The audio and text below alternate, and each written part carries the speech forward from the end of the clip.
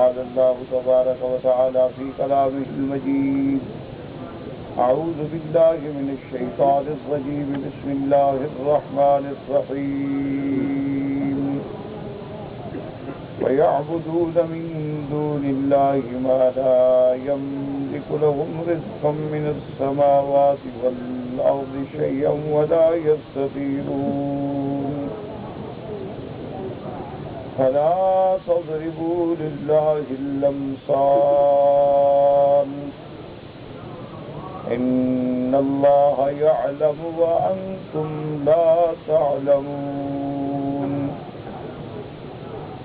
ضرب الله مثلا عبدا مملوكا لا يقدر على شيء ومن رزقناه منا رزقا حسنا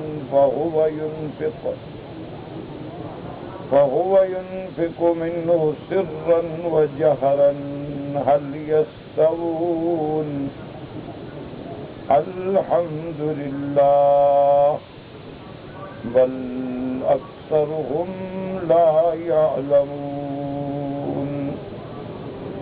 اللہ تبارک و تعالی نے کلام مقدس کی ان آیات مبارکہ میں جو سورۃ النحل کی آیات ہیں، سب سے پہلے اپنی نعمتوں کا ذکر فرمایا تاکہ انسان اپنے منعم حقیقی کو پہچان لے، اور ان نعمتوں کے ذکر کرنے کے بعد اب اللہ تبارک و تعالی نے اس بات توحید الوہیت اور مشرکین کا رد فرمایا ہے کہ اللہ نے ارشاد فرمایا کہ جب یہ بات واضح ہے کہ آسمانوں اور زمینوں کے پیدا کرنے والا خدا ہے، حتیٰ کہ کافر بھی تسلیم کرتے ہیں، یعنی مشرکین مکہ جو جاہلیت اور شرک کی آخری حدوں کو چھو رہے تھے، ان سے بھی اگر پوچھا جائے کہ وَلَئِن سَأَلْتَهُم مَّنْ خَلَقَ السَّمَاوَاتِ وَالْأَرْضَ لَيَقُولُنَّ اللَّهُ، کہ آسمانوں اور زمینوں کو کس نے پیدا کیا ہے، وہ بھی اعتراف کرتے ہیں کہ اللہ نے پیدا کیا. اور اس کے بعد پھر اللہ نے اپنی اس نعمت کا ذکر فرمایا کہ انزل من السماء ماء فاحیا به الارض بعد موتها، کہ اللہ نے آسمانوں سے بارش برسائی اور مردہ زمینوں کو زندہ کیا. پھر اللہ نے آپ کے لیے ثمرات پیدا کیے. اس کے بعد پھر اللہ تبارک و تعالی نے اپنی نعمتوں میں سے اللہ پاک نے ان نعمتوں کا ذکر فرمایا جیسے انعام ہیں، مواشی ہیں، چوپائے ہیں، یعنی اونٹ ہے، بیل ہے، گائے ہے، بکری ہے، بھینس ہے، سب اللہ کی نعمت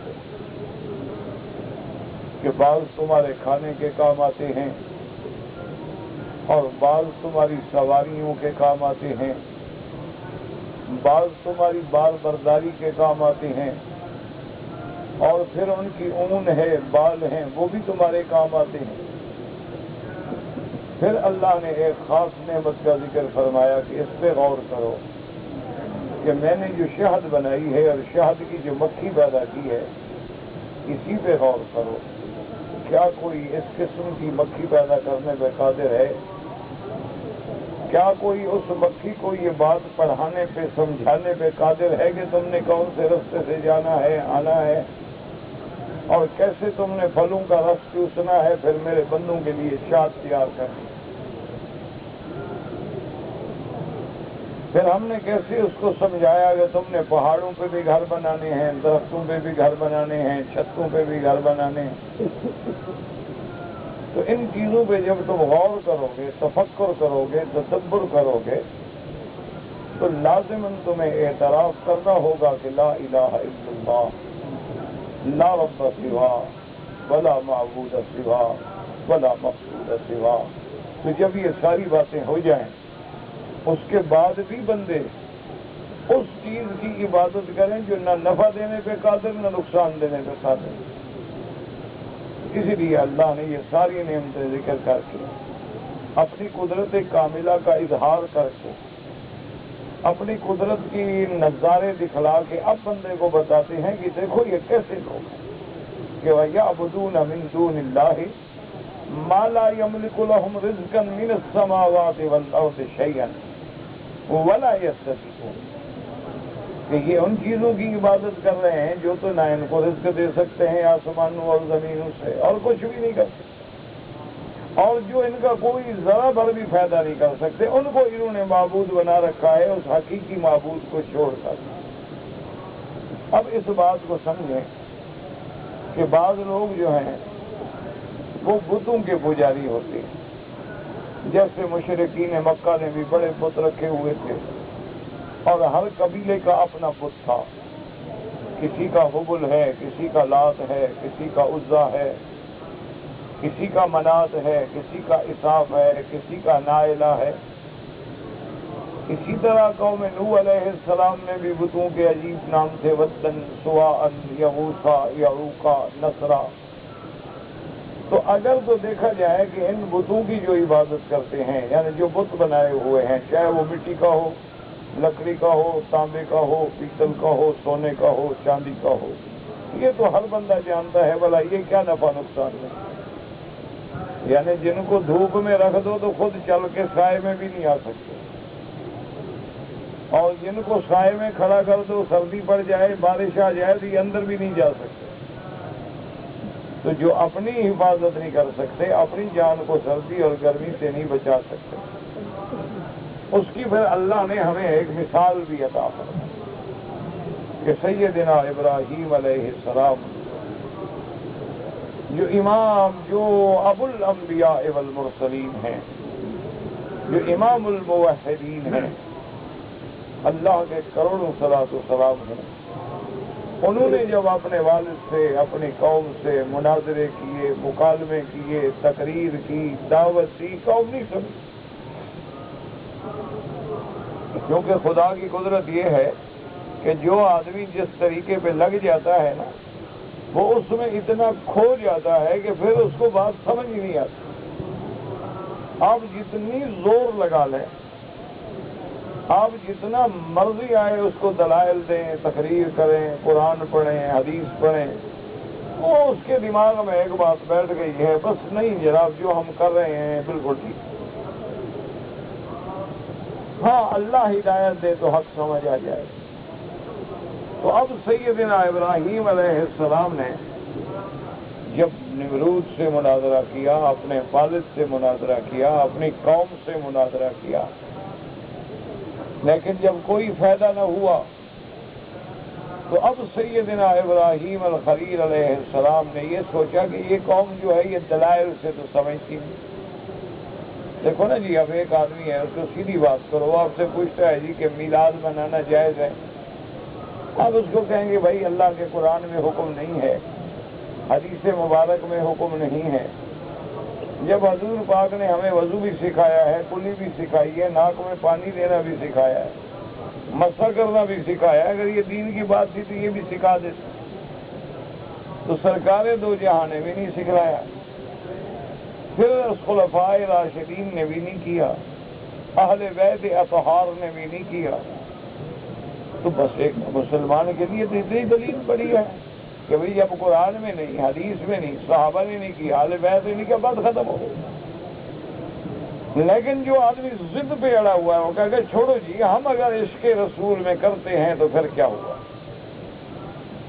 اب اس کے لیے آپ لاکھ دلیل، جب اس کو قرآن بھی اثر نہیں کر رہا، جب اللہ تبارک و تعالیٰ کا نبی کا فرمان بھی اثر نہیں کر رہا، جب اصحاب رسول کا عمل بھی اس پہ اثر نہیں کر رہا، تو اب اس کا کیا علاج ہے؟ ماں سوا اس کے کہ اللہ سے دعا کریں کہ اللہ ہدایت کے فیصلے کریں، ورنہ اب ضد کا کیا علاج؟ میں نے ان کے ایک بہت بڑے عالم تھے، مر گئے بیچارے، لیکن وہ عالم تھے، بہرحال تھے تو بریلوی، لیکن عالم تھے، مولوی تھے، پڑھے لکھے آدمی تھے۔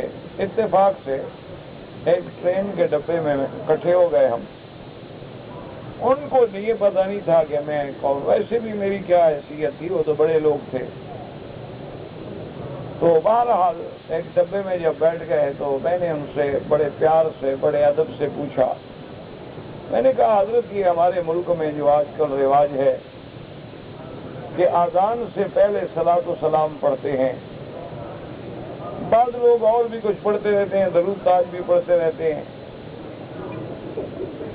تو یہ صلاۃ و سلام پڑھنا جو ہے اس کے بارے میں چونکہ آپ ایک عالم دین ہیں اور آپ کو اللہ نے علم دیا ہے، آپ کی وسعت نظر ہے، آپ مہربانی کر کے کوئی دلیل دیں، لوگ ہمیں تنگ کرتے ہیں۔ میں نے یہ تاثر دیا کہ یعنی میں بھی تمہارے ساتھ ہوں۔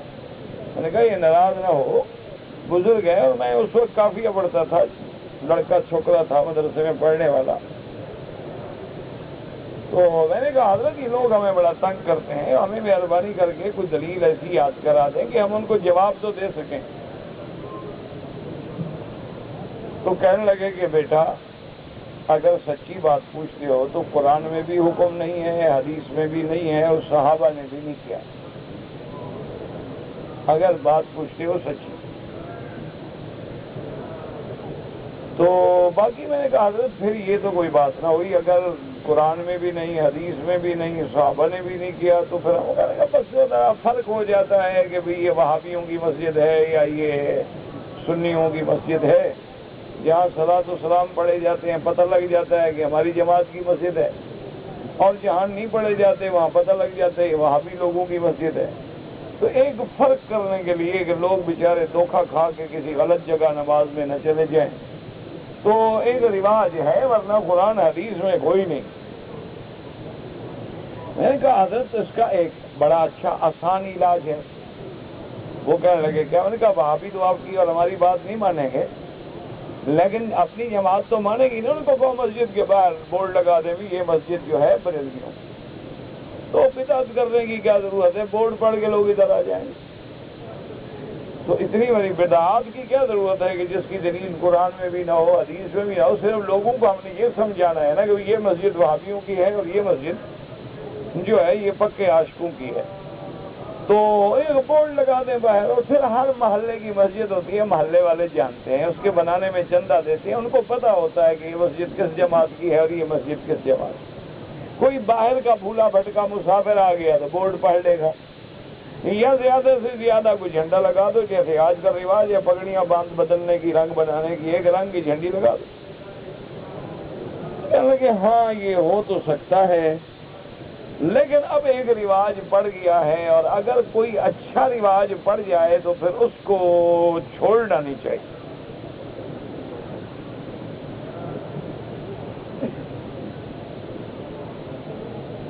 میں نے کہا گزارش یہ ہے حضرت کہ اگر ایک آدمی تراویح رمضان شریف میں رات کے بجائے دن کو بھی شروع کر دیں، رواج تو اچھا ہے کہ 20 رکعتیں رات کو پڑھیں، 20 دن کو پڑھ لیا کریں، ایک اچھا رواج چل پڑے گا۔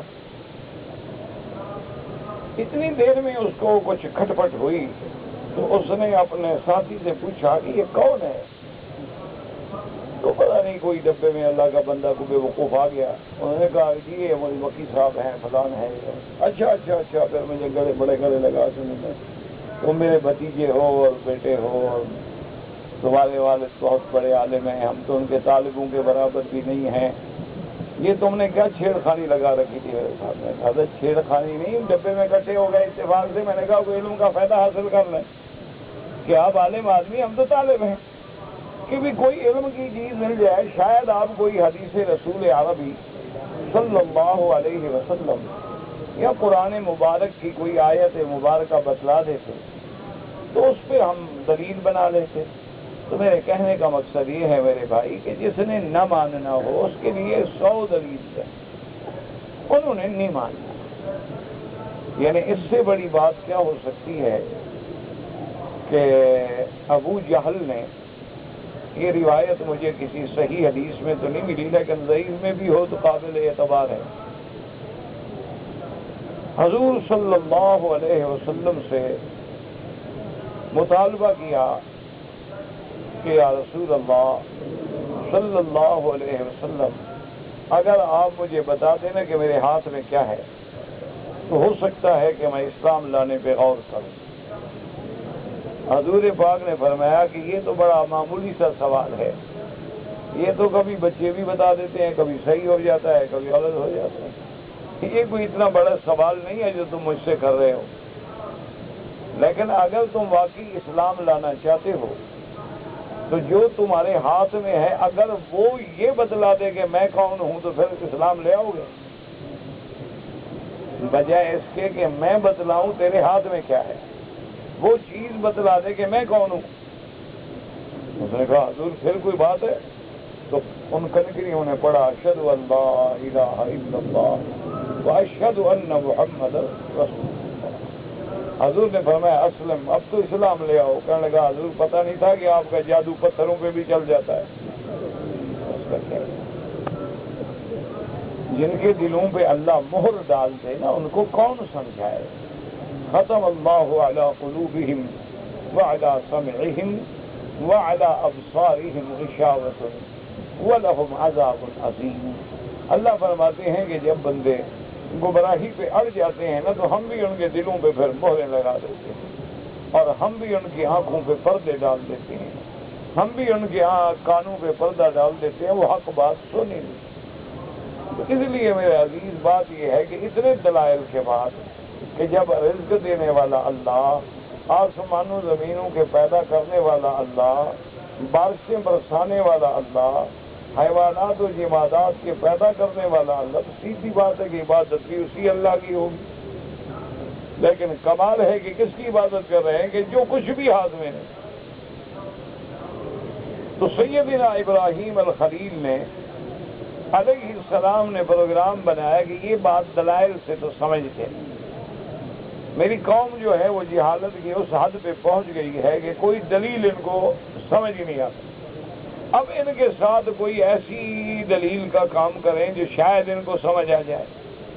تو ان کا ایک عید کا موقع تھا، وہ عید کے دنوں پر باہر قوم جو تھی وہ عید منانے کے لیے چلی جاتی۔ تو سیدنا ابراہیم علیہ السلام نے اس موقع سے دل میں فیصلہ کر لیا فائدہ اٹھانے کا۔ تو جب قوم چلی گئی تو حضرت ابراہیم علیہ السلام اکیلے تشریف لائے، اور ان کا جو بہت بڑا مندر تھا، جو بہت بڑا ان کا معبد تھا، جس میں انہوں نے بہت بڑے دیوی دیوتا بت سجائے ہوئے تھے، سیدنا ابراہیم الخلیل علیہ السلام نے ہاتھ میں ایک کلہاڑا پکڑا اور سب کو جناب توڑ پھوڑ کے ریزہ کر،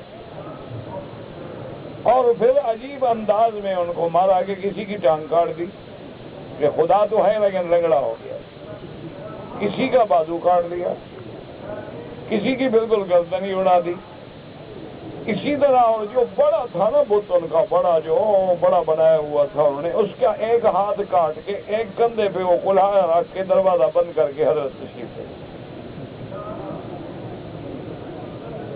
سیدنا ابراہیم الخلیل علیہ السلام جب تشریف لے گئے اور قوم شادی وادی سے اپنی عید سے واپس آئی تو وہ اپنے آلہہ کا شکر کرنے کے لیے کہ خیریت سے ہم آ گئے ہیں تو چلو اپنے خداؤں کو ذرا پرنام کر لیں۔ اب جناب انہوں نے آ کے مندر کا دروازہ کھولا، اندر آئے، دیکھے تو خدا تو سارے ٹوٹے پڑے ہیں۔ اب جناب کھڑے ہیں، دیکھ رہے ہیں کہ عجیب بات ہے، یہ بھی ٹوٹ گیا، یہ بھی ٹوٹ گیا، یہ بھی بالکل، اس کی تو گردن ہی اڑ گئی، اس کی دونوں ٹانگیں نہیں ہیں، اس کے ہاتھ نہیں ہیں، کیا ہو گیا؟ اور پھر حیران ہو کے دیکھتے ہیں کہ ایک بڑا جو ہے ہمارا وہ کھڑا ہے، بازو تو ایک اس کا بھی نہیں ہے، لنجا تو وہ بھی ہو گیا ہے، لیکن اس کے کندھے پہ کلہاڑا بھی رکھا ہے۔ اب پریشان ہیں، اللہ کا قرآن کہتا ہے قالوا من فعل هذا بآلہتنا انہ لمن الظالمین، آپس میں کہنے لگے کہ کس نے ہمارے خداؤں کے ساتھ یہ کیا ہے، وہ بڑا ظالم ہے کہ ہمارے خداؤں کو توڑ دیا، ہمارے خداؤں کی توہین کی، اہانت کی، اتنی بڑی توہین کر ڈالی۔ اس ظالم کو تلاش کرو، پتہ کرو وہ بندہ کون ہے۔ اب جناب جب غور و فکر دوڑا تو کہنے لگے ہاں سمعنا فتى يذكرهم يقال له ابراہیم، کہنے لگے وہ دیکھا نہیں وہ ابراہیم علیہ السلام جو ایک نوجوان ہے نا، وہ ہمیشہ ان کے خلاف تقریریں کرتا ہے، وہ ہمیشہ ہمارے آلہہ کی تردید کرتا ہے، معلوم ہوتا ہے کہ اسی نے یہ کیا ہے۔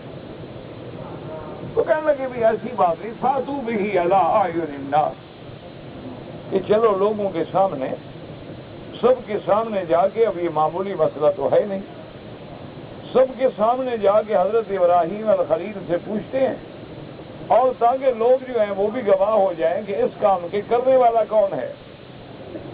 اب دیکھیں نا کہ جب مت ماری جاتی ہے، نہ قرآن سمجھ آتا ہے، نہ توحید سمجھ آتی ہے۔ جب اللہ تبارک و تعالیٰ کسی قوم پہ ناراض ہو جاتے ہیں نا، اس کا عقل چھین لیتے ہیں۔ وہ بدعات کو سنت سمجھتا ہے اور شرک کو توحید سمجھتا ہے، باطل کو حق سمجھتا ہے، کذب کو صدق سمجھتا ہے۔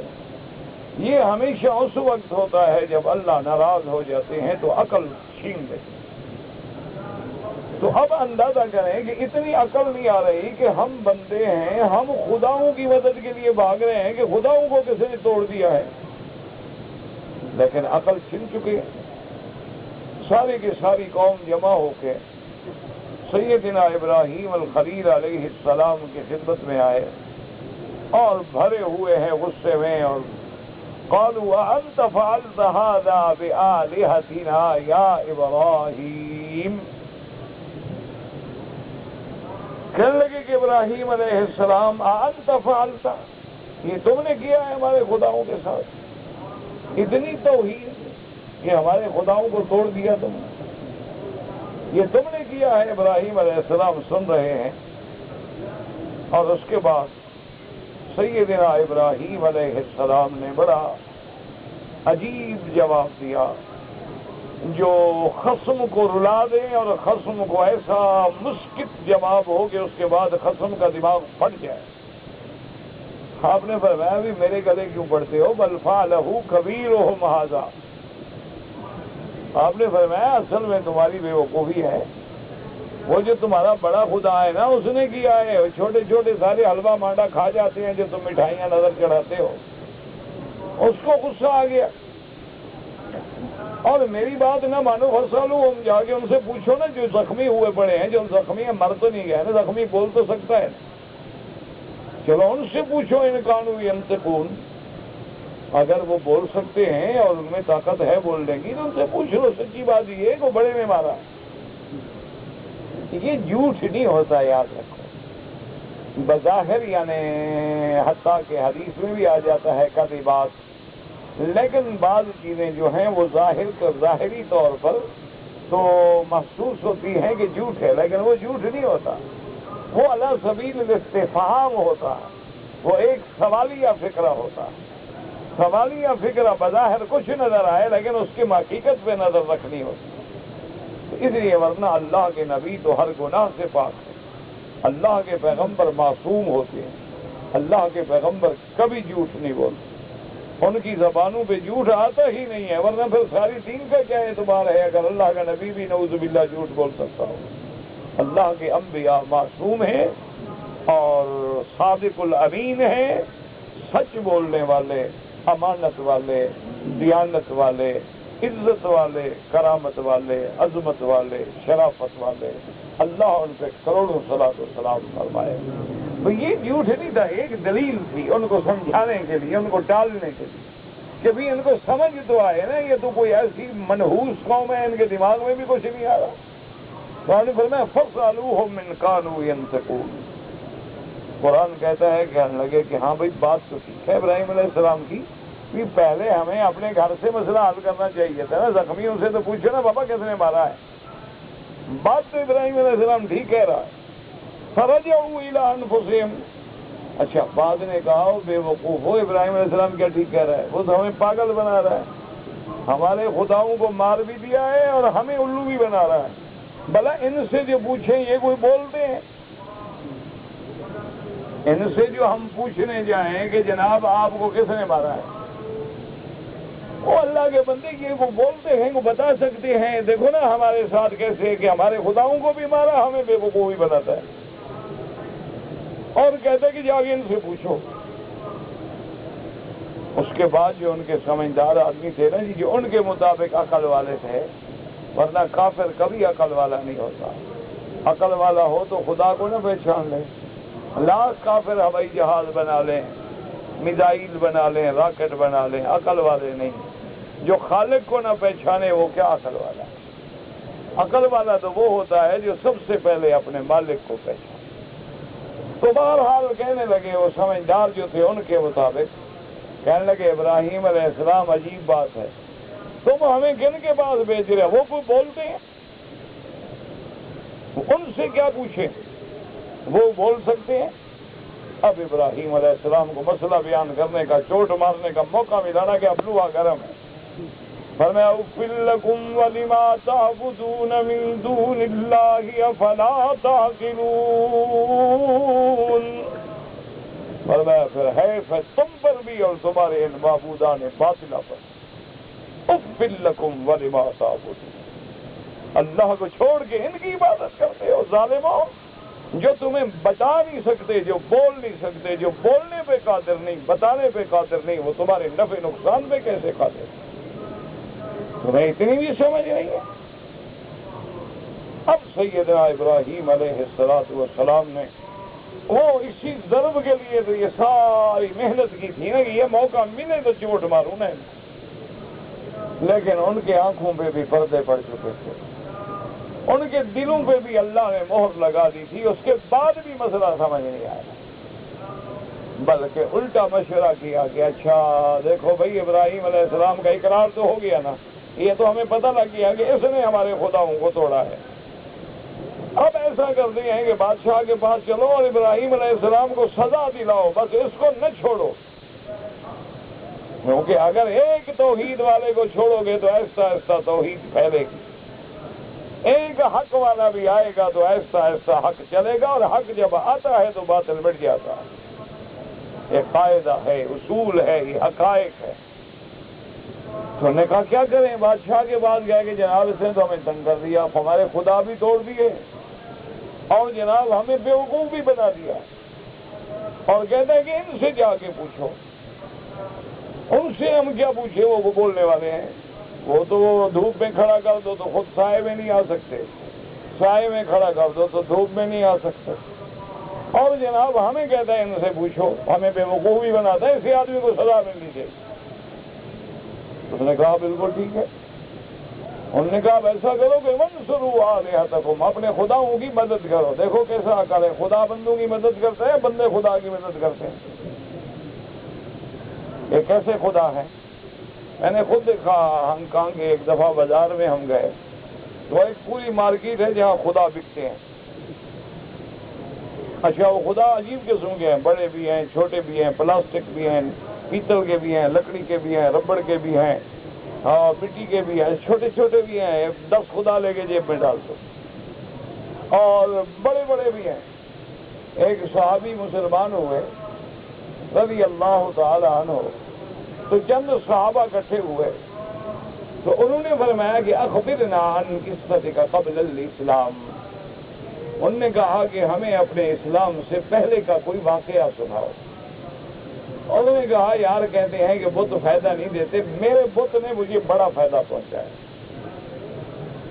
اب صحابہ حیران ہو گئے کہ یہ آدمی اسلام لانے کے بعد کہتا ہے کہ بت فائدہ دیتے ہیں. انہوں نے کہا دیکھو بھائی، لوگوں کو بت فائدہ دے نہ دے، مجھے میرے بت نے بڑا فائدہ پہنچایا. انہوں نے کہا بھائی وہ کیسے فائدہ پہنچایا ہے؟ انہوں نے کہا میری عادت تھی کہ میں جب سفر پہ جاتا تھا تو اپنا خدا ساتھ رکھتا کہ بھئی وہاں جگہ ملے نہ ملے، مندر ملے نہ ملے، تو اپنا خدا ساتھ سامنے رکھ لیا اور اپنا پرارتھنا، اپنا پوجا اپنا کر لیا. تو کہنے لگا کہ صحرا کا سفر کر رہا تھا تو میں نے وہ جگہ بنائی، رات کو سوتا رہا اور صبح کو جب بیدار ہوا تو میں نے اس اپنے خدا کو ایک تھوڑا سا ٹیلا بنا کے اونچا سا چھوٹا سا اس کے اوپر رکھا کہ ذرا اونچی جگہ پہ اچھی جگہ اونچی جگہ ہو، اور میں دور چلا گیا کہ اپنی انسان ہوں پیشاب وغیرہ کر کے فارغ ہو کے پھر آگے سے اس کے آگے اپنا جو عبادت ہے وہ کروں گا. کہنے لگا میں بہت دور نکل گیا، واپس آیا تو کیا دیکھتا ہوں کہ جنگل کی لومڑی جو ہے نا اس پہ کھڑے ہوئے پیشاب کر رہی ہے. تو میں نے وہی سوچا کہ رب ھذا، یہ خدا ہے. یہ طبول الصالب عن والا راسے ہی، جس کے سر پہ لومڑیاں پیشاب کرتی ہیں، یہ اچھا خدا ہے بھائی. اسی وقت توڑا پھوڑا پھینکا اور حضور کی خدمت میں آ گیا کلمہ پڑھ گیا. تو مجھے میرے بت نے خدا نے فائدہ پہنچایا کہ نہیں پہنچایا؟ کہ مجھے سمجھ آ گیا نا کہ بیکار ہے. جس کے سر پہ لومڑیاں پیشاب کر رہی ہیں ان کو نہیں روک سکتا، میرا خدا کیسے ہے؟ تو کہتا ہے مجھے مسئلہ سمجھ آ گیا، میں نے تو اس خدا کو وہیں توڑ کے پھینکا وہیں.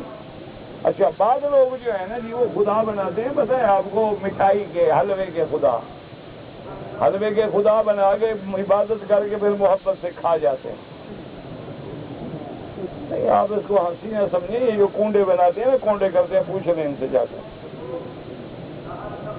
یہ رجب میں ہوں گے، کبھی رجب میں آپ کو موقع ملے نا، پوچھ لینا کہ کنڈے کی دعوت ہو نا، وہاں باقاعدہ وہ بناتے ہیں. اچھا وہ تو بعض تعصب میں بھی بناتے ہیں اور بعض محبت میں بھی بناتے ہیں. اللہ دونوں کو ہدایت ہے. بس دعا یہ کیا کرو اللہ کے حرم میں کہ اللہ سب کو ہدایت، اللہ کے گھر میں ہدایت کی دعا کیا کرو کہ اللہ ہمارے آنکھوں سے پردے ہٹا دے. اچھا اب بات کو سمجھیں کہ بھائی جہاں تک یہ بت ہیں، مثلا حبل ہے، لات ہے، عزا ہے، مکہ شریف میں تھے، کعبہ شریف کے اندر بھی تھے اور کعبہ شریف کے باہر بھی تھے. اور اساف نائلہ، ایک تھا جبل صفا پہ، ایک تھا جبل مروہ پہ.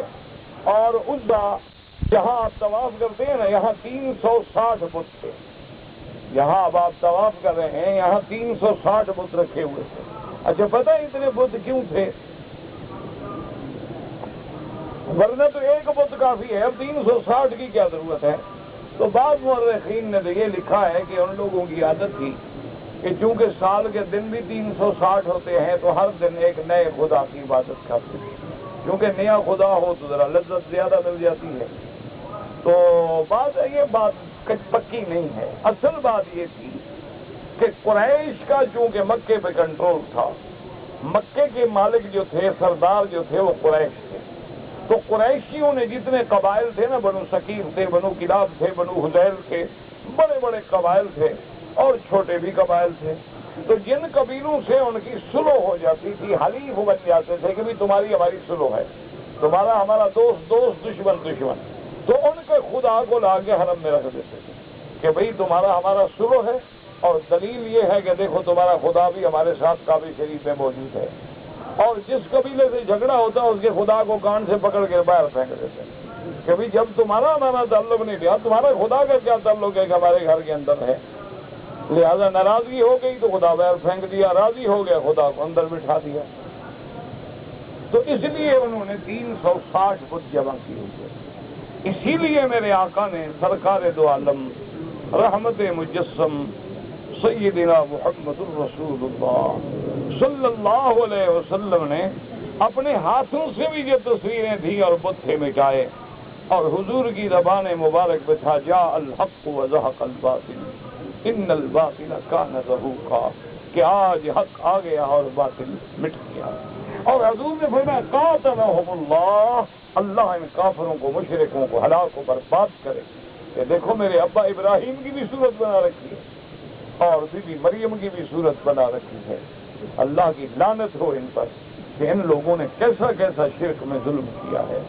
تو بہرحال میرے کہنے کا مقصد یہ تھا کہ بات کو سمجھیں کہ کوئی آدمی لکڑی کی پوجا نہیں کرتا، کوئی آدمی پتھروں کی پوجا نہیں کرتا، کوئی آدمی سونے چاندی کی پوجا نہیں کرتا.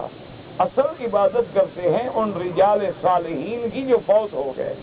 حضور پاک نے فرمایا صلی اللہ علیہ وسلم کہ پہلے دور میں زمانہ جاہلیت میں مشرکین کی یہ عادت تھی اذا مات فیہم رجل صالح، کہ جب ان میں کوئی اللہ کا نیک بندہ فوت ہو جاتا، بنو علی قبرہ مسجدا، ایک تو اس کی قبر کو سجدہ گاہ بنا دیتے اور دوسرا صوروا لہ صورہ، اس کی تصویر بناتے یا تمثیل بناتے اور اس کو اپنے سامنے رکھ لیتے کہ جب ہم اس تمثیل کی عبادت کریں گے، اس صورت کے آگے کھڑے ہو کے ہم دعا مانگیں گے، اس کو ہاتھ لگا کے چومیں گے، اس سے تبرک کو پکڑیں گے، تو وہ جس کی شکل ہے وہ راضی ہو جائے گا. ان کا مقصد یہ نہیں ہوتا تھا کہ یہ تو کچھ بھی نہیں ہے، تم نے خود بنائے ہیں. تو جو آدمی اپنے ہاتھ سے کوئی چیز بنائے پاگل ہو گیا ہے کہ پھر اس کو پوجنا شروع کر دے. معنی یہ تھا کہ جیسے آج بھی آپ دیکھیں کہ عیسائی دنیا میں جتنے ہیں، نصرانی ہیں، مسیحی ہیں، وہ آج تک صلیب کی علامت کو گلے میں لٹکاتے ہیں کہ ان کے اعتقاد میں یہ ہے کہ سیدنا عیسیٰ ابن مریم علیہ السلام مصلوب ہو کر اپنی امت کے لیے کفارہ کر گئے. اب ہم جو بھی گناہ کریں ہمیں کوئی سزا نہیں ہوگی، عیسیٰ علیہ السلام ہماری طرف سے کفارہ ادا کر چکے ہیں. تو لہذا اپنے اس صلیب کو، اسی لیے گھر سے باہر نکلیں گے تو پہلے کراس کا نشان بنائیں گے، گلے کے اندر صلیب لٹکائیں گے اور گھروں کے اندر صلیب رکھیں گے، اور جو بڑے مندر ہیں وہاں بڑی صلیب رکھیں گے، جو بہت بڑا مندر ہے وہاں صلیب الصلبوت، وہاں رکھتے ہیں صلیب الصلبوت کہ جو سب سے بڑی صلیب ہے وہ وہاں رکھتے ہیں. جیسے کہ ہیکل سلیمانی بنانے کے لیے انہوں نے وہاں بھی صلیب الصلبوت رکھی تھی. تو یہ ان کا عقیدہ ہوتا ہے کہ جب ہم صلیب کو عزت دے رہے ہیں تو گویا ہم حضرت عیسیٰ کو عزت دے رہے ہیں، اور جب ہم حضرت عیسیٰ کو عزت دے رہے ہیں تو عیسیٰ تو خدا کا بیٹا ہے، اللہ کو سفارش کر دے گا. جب بیٹا کہے گا تو باپ راضی ہو جائے گا، ہمارا کام بن جائے گا. تو اسی لیے مشرکین مکہ نے بھی یہ مانا نہیں تھا کہ وہ نہیں جانتے تھے کہ یہ تو بت ہے، حبل ہم نے خود بنایا ہے، یہ لات ہے، یہ حبل ہے، یہ اساف ہے، یہ نائلہ ہے، یہ ودن سواءن یغوثن یعوقن نصرا، یہ سارے کیا ہیں؟ رجال صالحین، اولیاء اللہ تھے، اللہ والے تھے. وہ جب فوت ہو گئے تو ابلیس لعین نے ان کے دماغ میں یہ بات ڈال دی کہ بابا اللہ والے تو فوت ہو گئے، اب تم کس کو یاد کرو گے؟ انہوں نے کہا اب کیا کریں؟ انہوں نے کہا ایک مشورہ ہے. ابلیس جو ہے نا وہ تو انسانوں کی شکل میں آ جاتا ہے نا، ہر شکل بنا لیتا ہے. انہوں نے کہا دیکھو ایک مشورہ ہے، اپنے ان بزرگوں کی ہم جو ہے نا ایک بت بنا لیتے ہیں، ایک ممی بنا لیتے ہیں، ایک ان کی شکل کا ایک بت تیار کر، ان کو دیکھا کریں گے، بزرگوں کی یاد آ جائے گی. انہوں نے کہا بھائی ہاں بات تو ٹھیک ہے، لیکن وہ بنائے گا کون؟ ہمیں تو نہیں آتا. انہوں نے کہا چلو کوشش کرتا ہوں، میں بناتا ہوں. اب وہ تو شیطان تھا، اس کے لیے تو بائیں ہاتھ کا کھیل تھا. اور تو جناب دوسرے دن ہے بہترین جناب ایسا مجسمہ بنایا کہ دیکھ کے حیران کا کمال ہے، یہ تمہارا بالکل وہی آدمی آ گیا. تو انہوں نے کہا بس ان کو رکھ دو، بس دیکھ لیا کرو، اللہ والے تھے، ان کو دیکھ کے یاد آ جائے گی، بس گویا کہ تم. تو وہ ایک نسل تو صرف ان کو دیکھ کے اللہ کو یاد کرتی رہی، شرک نہیں کیا. لیکن جب دوسری نسل آ گئی ان کے دماغ میں ڈالا اللہ کے بندو تمہارے باپ دادا ان سے مانگتے تھے، یہی تو ہیں تمہارے باپ دادے کے آلیہ. انہوں نے کہا یہ آلیہ تو نہیں ہو سکتے. ان کا پاگل ہو تم، یہ آلیہ نہیں، ان کو تم کہتے ہو تو یہ اللہ کو کہتے ہیں. براہ راست نہیں ہے آدمی چلا جاتا بادشاہ کے پاس، کوئی نہ کوئی واسطہ وسیلہ ڈھونڈنا پڑتا ہے. تم ان کے آگے جھکا کرو، بس یہ راضی ہوں گے، بس اللہ تک تمہاری درخواستیں پہنچ جائیں گی. تو اس طرح شرک جو تھا لوگوں کے دماغوں میں رچ بس کیا. اللہ سے دعا کریں اللہ سب کو ہدایت. آج بھی افسوس ہے، اللہ کے کعبے میں آپ بیٹھے ہیں، ٹھنڈے دل سے ناراض نہ ہوں، ایمان سے اللہ کو حاضر ناظر جان کر باوضو ہو، کعبہ سامنے ہے، قرآن کھلا ہوا ہے. ورنہ قیامت میں یہ نہ کہنا کہ میں مسئلہ نہیں پہنچا تھا. اللہ کو حاضر ناظر کر کے ایمان سے کہو کہ آج بھی ہمارے ہاں جو اللہ کے اولیاء، اللہ ان کی قبر پہ کروڑوں رحمتیں فرمائے. جب اولیاء، علماء، صلحاء، بزرگ فوت ہو جاتے ہیں، ایمان سے کہو ان کا غسل وغیرہ کون ہم کرتا ہے یا کوئی اور کرتا ہے؟ ٹھنڈے دن. اچھا ان کو کفن کون پہناتا ہے؟ ان کو جنازہ رکھ کے چارپائی پہ کندھا کون دیتا ہے؟ ان کے جنازے پہ نمازیں کون پڑھتے ہیں؟ اور کیا دعائیں کرتے ہو؟ اللہم اغفر لحینا ومیتنا. اچھا ان کے لیے قبریں کون تیار کرتا ہے؟ چلو کچی بناؤ یا پکی بناؤ یہ الگ بات ہے، لیکن بنانے والے کون ہیں؟ ہمیں. جب وہ بزرگ باہر ہے تو ہمارے کندھے کا محتاج ہے، ہماری دعاؤں کا محتاج ہے. 2 میٹر زمین میں چلا جائے تو مشکل کشا ہو جاتا ہے. خدا کے لیے سوچو، نہ مانو تمہاری مرضی ہے، یہ کوئی ضروری نہیں، کوئی زبردستی نہیں بنواتا آدمی کہ بھئی جب وہ زندہ ہے. اچھا بزرگ ہے، اللہ کا ولی ہے، بیمار ہے، اس کی ریڑھی کون پکڑ رہا؟ اس کو ہسپتال میں کون لے جا رہا ہے، انجیکشن کون لگوا رہا ہے، دوائیں کون لے کے دے رہا ہے، نظر کون دے رہا ہے، نیاز کون دے رہا ہے، کھانا کون کھلا رہا ہے، کیک لگا کے کون بٹھا رہا ہے، ہر بات میں زندگی میں محتاج ہے اپنے مریدوں کا. لیکن جب فوت ہو جاتا ہے مہربانی فرما یا غوث مدد فرما، انا للہ و انا الیہ راجعون. اب تمہاری مرضی ہے، سمجھو نہ سمجھو، سمجھ میں نقطہ توحید آ تو سکتا ہے، تیرے دماغ میں بت خانہ ہو تو کیا کہیے. اسی لیے اب دیکھیں قرآن کا ہے وَيَعْبُدُونَ مِن دُونِ اللَّهِ مَا لَا يَمْلِكُ لَهُمْ رِزْقًا مِّنَ السَّمَاوَاتِ وَالْأَرْضِ شَيْئًا. اللہ نے فرمایا کس کی عبادت کرتے ہیں؟ ان کی عبادت کرتے ہو من دون اللہ، اللہ کے سوا، غیر اللہ، اللہ کے سوا عبادت بھی ان کی کر رہے ہو. ما لا یملک لهم رزقا من السماوات والارض شیئا ولا یستطیعون. جو نہ تو تمہارے رزق کے مالک ہیں، نہ تمہارے لیے آسمانوں سے بارشیں برسا سکتے ہیں، نہ زمینوں سے تمہارے لیے رزق اگا سکتے ہیں. وہ تو کسی چیز کی طاقت ہی نہیں رکھتے، وہ تو خود بندے ہیں، خود محتاج ہیں میرے. اس لیے سیدنا ابراہیم علیہ السلام نے بھی فرمایا تھا یا ابت لم تعبد ما لا يسمع ولا يبصر ولا يغني عنك شيئا. کہ میرے ابا کہ اس کی عبادت کر رہے ہو جو سنتے بھی نہیں، دیکھتے بھی نہیں، اور جو کسی چیز کے مالک بھی نہیں. اچھا ایمان سے کہیں چلو یہ بت تو مالک نہیں ہے، اگر آج کوئی جبریل کی عبادت کرے تو جبریل نفع نقصان کا مالک ہے. آج اگر کوئی انبیاء کی عبادت کرے، اور نبی تو خود کہتے ہیں قُل لَا أَمْلِكُ لِنَفْسِي ضرا ولا نفعا الا ما شاء اللہ. اللہ کا پیغمبر اعلان کر رہا ہے کہ اے میری امت، میں تو اپنے نفع نقصان کا مالک بھی نہیں ہوں، میرے لیے بھی جو میرا اللہ چاہتا ہے وہ ہوتا ہے. اور دوسری جگہ فرماتی ہیں وَلَوْ كُنْتُ أَعْلَمُ الْغَيْبَ لَاسْتَكْثَرْتُ مِنَ الْخَيْرِ وَمَا مَسَّنِيَ السُّوءُ إِنْ أَنَا إِلَّا نَذِيرٌ وَبَشِيرٌ لِقَوْمٍ يُؤْمِنُونَ. اللہ کا پیغمبر فرماتا ہے کہ اے لوگوں مہربانی کرو، بات کو سمجھو کہ میں جو ہے اپنی ذات کے نفع نقصان کا بھی مالک نہیں، اور میں علم غیب جاننے والا بھی نہیں. اگر میں غیب جاننے والا ہوتا تو بھلائیوں کا ڈھیر لگا لیتا، مجھے کبھی تکلیف نہ پہنچتی، میرے دندان مبارک کبھی احد میں شہید نہ ہوتے، میرے صحابہ کبھی میرے سامنے نہ تڑپائے جاتے، میرا چچا سیدنا حمزہ کی بوٹیاں نہ اڑائی جاتی. اگر میں عالم الغیب ہوتا کیوں لے جاتا؟ ان کو مروانے کے لیے لے گیا تھا. میں تو اللہ کی طرف سے ڈرانے والا ہوں. ان انا الا نذیر وبشیر. میری ڈیوٹی یہ ہے کہ میں اللہ کے عذاب سے ڈرانے والا اور ایمان والوں کو جنت کی بشارتیں سنانے والا. لیکن ان کے لیے جو ایمان والے ہیں، جو ایمان نہ لائیں، جو مرضی آئے کہتے رہیں. اسی لیے قرآن پاک نے فرمایا. اب آگے دیکھو اللہ کیا کہتے ہیں. فرمایا فَلَا تَضْرِبُوا لِلَّهِ الْأَمْثَالَ.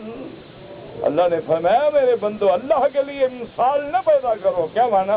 کہ خدا کے برابر تم نے خدا بنائے ہوئے ہیں، خدا کے مثل تم نے معبود بنائے ہوئے ہیں. ایسا نہ کرو، انداز نہ بناؤ، میرے شریک نہ بناؤ. ایک اور بعض علماء فرماتی ہیں اللہ نے فرمایا میرے لیے مثالیں نہ دیا کرو.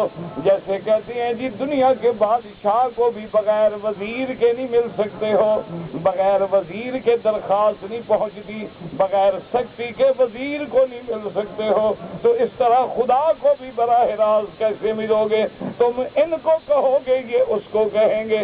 اس لیے واسطہ ضروری ہے. اللہ نے فرمایا ظالموں میرے لیے مثالیں نہ دیا کرو. لیس کمثلہ شیء. تم مجھے دنیا کے بادشاہوں سے مثالیں دے کے کافر بن رہے ہو. کیسے مثالیں دے رہے؟ واسطے وہاں ڈھونڈے جاتے ہیں جو سنتا نہ ہو، اور میری تو شان یہ ہے کہ اذا سألک عبادی انی فإنی قریب اجیب دعوت الداع اذا دعان۔ اللہ نے فرمایا مجھے تو جب چاہو پکارو، رات کو پکارو، دن کو پکارو، حرم میں پکارو، حرم سے باہر پکارو، مجھے ہر حال میں پکارو، مجھے پلید ہو کے پکارو یا پاک ہو کے پکارو، میں خدا جو ہوں میں تو کافروں کی بھی سنتا ہوں نا، میں تو جانوروں کی بھی سنتا ہوں، میں تو ہر پکار والے کی پکار سنتا ہوں۔ بلکہ ایک صحیح حدیث مبارک میں ہے، میرے آقا نے سرکار دو عالم نے رحمت دو جہاں سیدنا محمد مصطفیٰ صلی اللہ علیہ وسلم فرماتے ہیں، حدیث قدسی ہے، حدیث الہی ہے، کہ جب رات کا آخری وقت ہوتا ہے اللہ جیسے اس کی شان کو زیبا ہے آسمان دنیا پہ تشریف لے آتی ہیں اور فرماتے ہیں حل من سائل، ہے کوئی مانگنے والا مانگے مجھ سے، ہے کوئی بخشش مانگنے والا، ہے کوئی رحمت مانگنے والا۔ اللہ فرماتے ہیں میں تو بلاتا ہوں کہ مجھے پکارو اور تم مجھے دنیا کے بادشاہوں کی مثالیں دیتے ہو اور میرے لیے وسیلے اور واسطے ڈھونڈتے ہو۔ فلا تضربوا للہ الامثال ان اللہ یعلم وَأَنْتُمْ لَا تَعْلَمُونَ۔ اللہ تبارک و تعالیٰ سب کو جانتے ہیں کہ تم کیا کر رہے ہو، اور یہ بھی جانتے ہیں یعلم ویشہد شہد اللہ انہ لا الہ الا ہو۔ اور تم جاہل ہو، تم جانتے تو خدا کے ساتھ شریک بناتے۔ اللہ سے دعا کرو اللہ ہمیں صحیح عقیدہ نصیب کرے، اور اللہ پاک ہر مسلمان کلمے پڑھنے والے کو ہدایت دے اور سب کا خاتمہ ایمان پہ فرمائے۔ کہتے جی کہ نماز کے بعد امام کعبہ کو لوگ مصافحہ کرتے ہیں، قطار لگاتے ہیں، ان کی محبت ہے، تمہیں نہیں ہے تو نہ کرو۔ مصافحہ کرنا تو سنت ہے، معانقہ کرنا جو ہے وہ سنت ہے، کسی اہل علم کا ملنا جو ہے وہ سنت ہے۔ تو ائمہ کرام کو اللہ نے ایک عزت دی ہے، اپنے گھر کا امام بنایا ہے، اور پھر وہ علماء بھی ہیں، تو اگر لوگ ملتے ہیں تو کون سا مسئلہ ہے، کوئی بات نہیں، جو نہ چاہے نہ ملے۔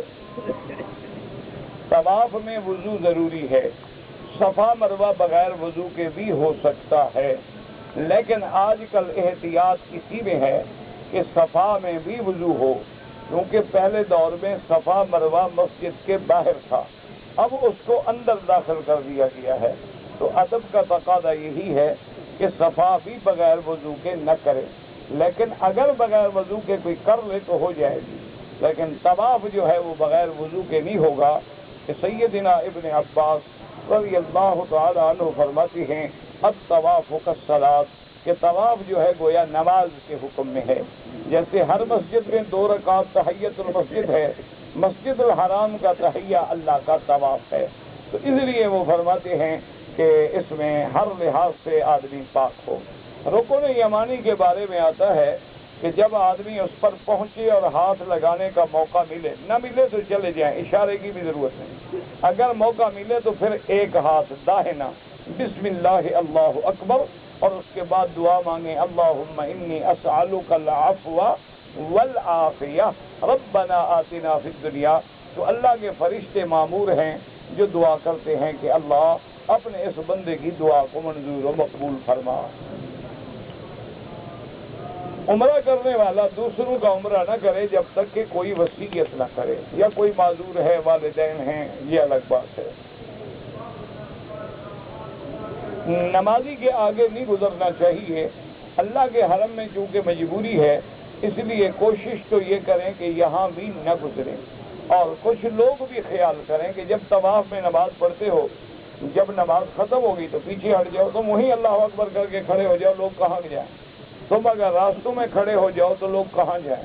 تو صرف گزرنے والا گناہ گار نہیں ہوگا، وہ راستے میں کھڑے ہونے والا بھی گناہ گار ہوگا، اور اگر مجبوراً گزرنا پڑے تو سجدے کی جگہ سے دور ہو کے گزریں۔ دوران کعبہ جو نماز جو ہے آپ سجدے کی جگہ پہ نظر رکھیں، کیونکہ نماز جو ہے یہ بندگی ہے، نماز جو ہے یہ تذلل اور عاجزی کا نام ہے۔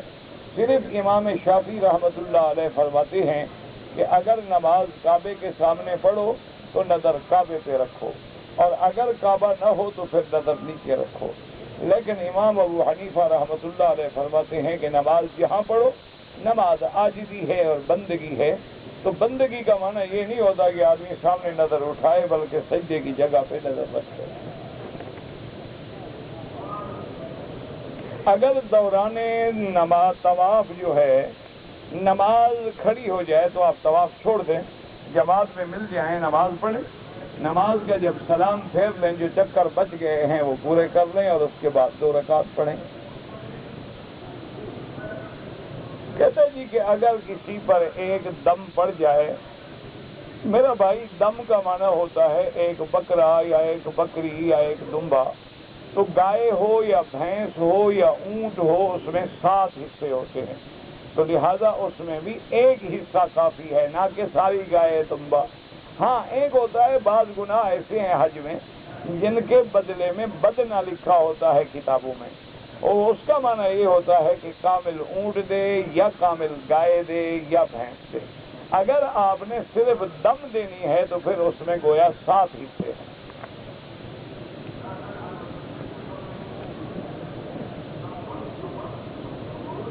اگر اپنے والدین کے لیے عمرہ کریں بالکل کوئی بات نہیں، بالکل کریں، والدین کے لیے تو جو مرضی ہے کرو، والدین کا تو حق اتنا ہے کہ ان کے لیے ہر قسم کی نفلی عبادت کیا کرو، صدقات، خیرات، صدقات جاریہ، قرآن پڑھا، ثواب بخشا، ان کے لیے حج کرو، عمرے کرو، جتنا مرضی آئے کرو، اللہ تمہیں بھی اجر دیں گے۔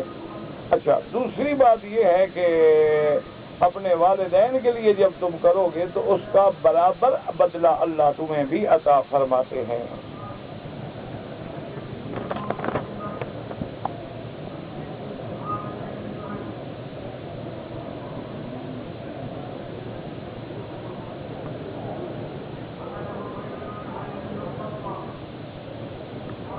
کہتے جی کہ میں نے اور میری بیوی نے مسجد عائشہ سے عمرے کی نیت کر کے احرام پہن کے حرم پہنچے، تو پہلے اپنے ہوٹل گیا، ہوٹل والوں نے کہا کہ مدینے کی گاڑی جا رہی ہے، میں نے جلدی سے سامان پیک کیا، عمرے کا احرام کھول دیا، مدینے چلا گیا، دم واجب ہو گئی۔ یہ کوئی مذاق تھوڑی ہے، جب چاہو باندھ لو، جب چاہو کھول کے پھینک دو۔ جب تم نیت کر چکے، عمرہ پورا کرنے کے بغیر نہیں جا سکتے، گاڑی جا رہی ہے، جانے تو دوسری چلی جائے گی۔ یہ کوئی ایسا مسئلہ تو نہیں ہے نا کہ جس کے لیے عمرہ چھوڑ کے آدمی بھاگ جائے۔ بہرحال اب آپ کے ذمہ ہے ایک بکری دم، اور اگر دونوں کا احرام تھا تو ایک دم بیوی پہ بھی پڑ گئی، ایک آپ پہ بھی پڑ گئی۔ کہتے جی کہ ہمارے ملک میں ایک رواج ہے کہ لوگ لڑکی کا نکاح قرآن سے کرتے ہیں، یہ بالکل بدعت ہے، ظلم ہے، نہ حق ہے، نہ جائز ہے۔ لوگ اپنی جائیدادیں بچانے کے لیے بہانے بناتے ہیں کہ لڑکی کو جائیداد نہ دینی پڑے، زمین گھر کی گھر میں رہے۔ اچھا جی، ہم نے قرآن سے شادی کر دی ہے، تو اسی طرح اگر سارے قرآن سے شادی کرتے رہیں تو تم کہاں سے پیدا ہو گئے؟ یہ تو بالکل یہ کافروں سے بھی آگے نکل گئے ہیں۔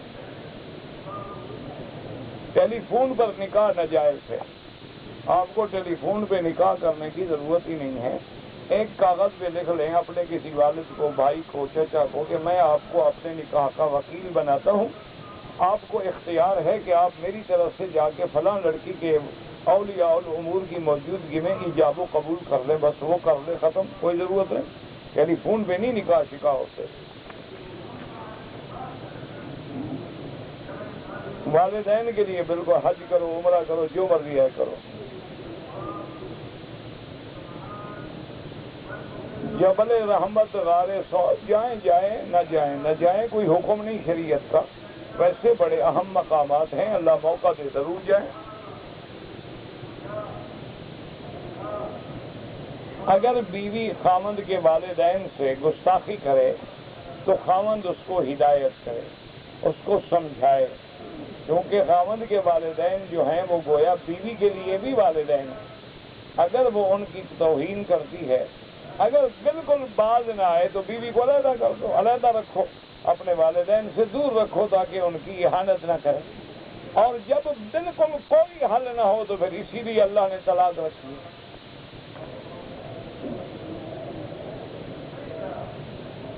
اگر کوئی بچہ ہے لیکن نارمل نہیں ہے، اس کے لیے طریقہ دعا مانگیں اللہ سے، اللہ شفا عطا فرما. اور کیا طریقہ؟ دعا جب دل سے نکلے گی اللہ شفا دیں گے.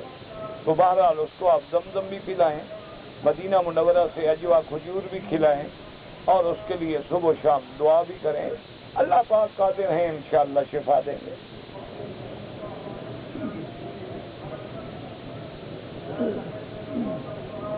قرآن کو جلا رہا تھا، قرآن کو کوئی مسلمان نہیں جلاتا. البتہ یہ ہوتا ہے کہ قرآن کے اوراق اگر بوسیدہ ہو جائیں تو کیا لوگوں کے پاؤں میں آتے رہیں یا محفوظ کیے جائیں؟ تو اس کے لیے علماء نے لکھا ہے کہ یا تو ان کو کسی برتن میں بند کر کے سمندر میں دفن کر دیں، یا کوئی عمارت بن رہی ہو اس کی دیوار میں دفن کر دیں کہ بے ادبی نہ ہو، یا اگر کوئی حل نہ ہو تو اوراق کو جلانا بھی جائز ہے. اب یہ تھوڑا ہے کہ مسلمان نعوذ باللہ کوئی توہین کے لیے جلا سکتا ہے. کافر تو جلائے گا، مسلمان تو نہیں جلا سکتا.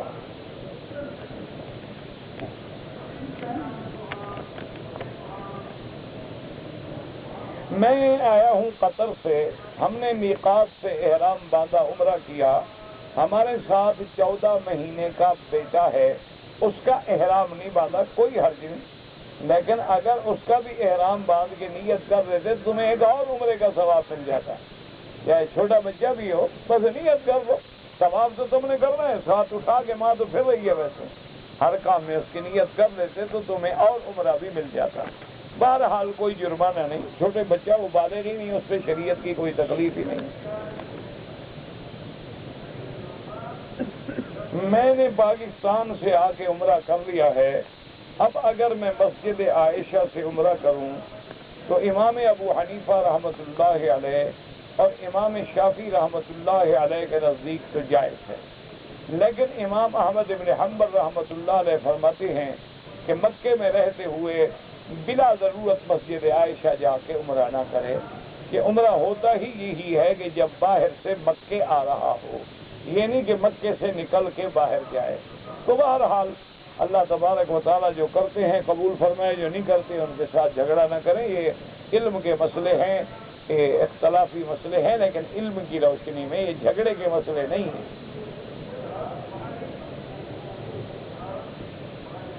کہتے ہیں جی زید نے جب بی بی زینب کو طلاق دے دیا تو پھر حضور نے نکاح کیا، تو قرآن میں موجود ہے فَلَمَّا قَضَى زَيْدٌ مِّنْهَا وَطَرًا زَوَّجْنَاكَهَا. اور یہ بہت بڑی فضیلت ہے کہ بی بی زینب کا نکاح اللہ نے عرش پہ کیا ہے. یعنی دنیا میں مدینہ پاک میں حضور نے بی بی زینب کا نکاح زمین پہ نہیں ہوا. اسی لیے بی بی زینب باقی بیویوں سے کہتی تھیں کہ زوجکن اولیاؤکن، تمہارے نکاح تمہارے والدین نے کیے ہیں اور میرا نکاح خدا نے کیا ہے.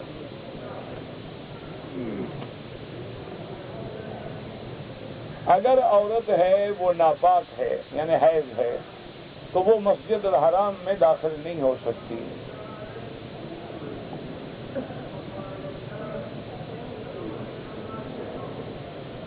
کہتے ہیں جی کہ ایک عورت ہے وہ حاملہ ہے، یہ حمل کی حالت میں اس کا خامد فوت ہو گیا، تو اب اس کی عدت جو ہے وہ وضع حمل ہے. یاد رکھو، یعنی جب وضع حمل ہو جائے، اس سے نکل جائے، بس عدت ختم ہو گئی. کیونکہ عدت کے 2 طریقے ہیں کہ اگر حمل نہ ہو تو پھر 4 مہینے 10 دن، اور اگر حمل ہے تو پھر وضع حمل. مثلا حمل تھا 1 مہینے کا تو 9 مہینے تک عدت رہے گی، اور حمل تھا مثال کے طور پہ 9 مہینے کا 10 دن کے بعد ولادت ہو گئی تو پھر بھی اس کی عدت ختم ہو جائے گی.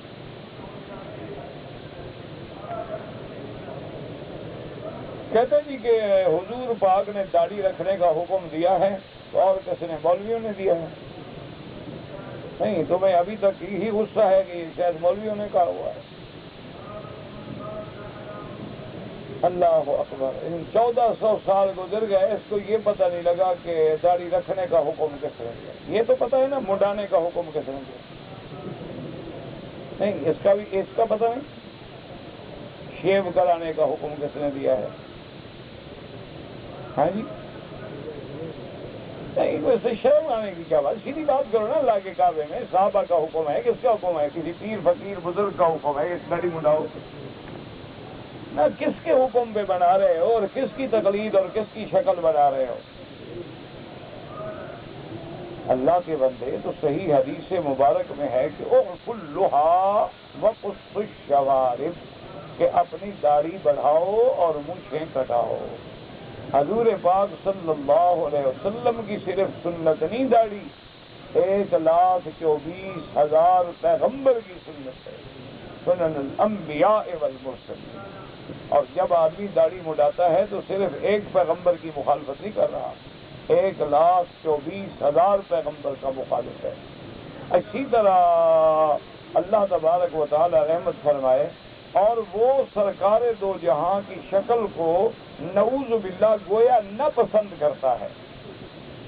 کیوں؟ حضور کی داڑھی ہے، صحابہ کی داڑھی، اہل بیت کی داڑھی، 1,24,000 پیغمبر کی داڑھی، یہ جو داڑھی نہیں رکھتا کیا وجہ ہے؟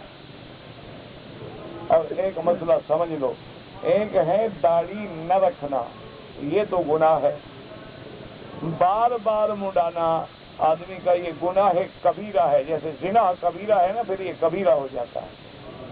یہ نہ سمجھنا کہ چھوٹا موٹا گناہ ہے، چھوٹا گناہ پہلی دفعہ مڈانا ہے، بار بار مڈانے سے گناہ کبیرہ ہو جاتا ہے، ایک بات ہے۔